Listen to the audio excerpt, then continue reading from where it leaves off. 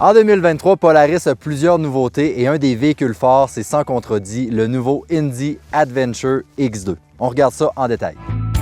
Donc le Indy Adventure, ce qu'il y a de différent cette année, c'est vraiment un modèle 2 places. Donc d'emblée, on connaissait déjà le siège M2 qui se fixe avec le Lock and Ride. Mais maintenant, il vient vraiment d'emblée de série avec ce véhicule-là.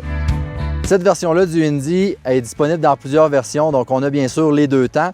Et cette année 2023, on a introduit un nouveau moteur 4 temps chez Polaris, c'est le ProStar S4. Cette motorisation-là, en fait, c'est un 2 cylindres parallèle 1000 cc qu'on connaît déjà dans les véhicules hors route, qui a été modifié pour les amener dans les motoneiges.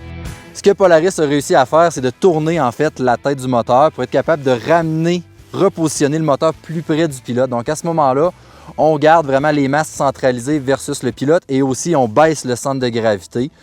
Quand on le conduit, on a une belle puissance. Là, on parle un petit peu en dessous des 100 chevaux, donc probablement un 80-90 sans voir les chiffres exacts de la part du manufacturier. Mais dans ce style de machine-là, c'est une motoneige avec une mécanique qui est très bien adaptée. Du côté de la suspension, à l'avant, on a quelque chose de différent cette année. On a les amortisseurs Polaris TS, donc très facile d'ajustement. On a des cliquets en haut en 5 positions, donc un peu plus mou ou un peu plus ferme en fonction de comment on veut les ajuster puis les conditions de sentier. Au niveau des chenilles, on a plusieurs modèles qui sont disponibles. Présentement, notre modèle d'essai, il y a la chenille qui est cramponnée, donc donne un petit peu plus de mordant sur les surfaces glacées.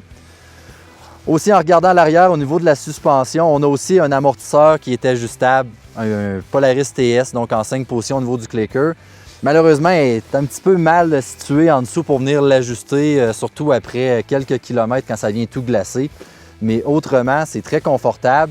Puis puisqu'on a un passager avec nous, on a déjà des ressorts qui sont plus rigides à l'arrière pour balancer justement la machine à ce niveau-là.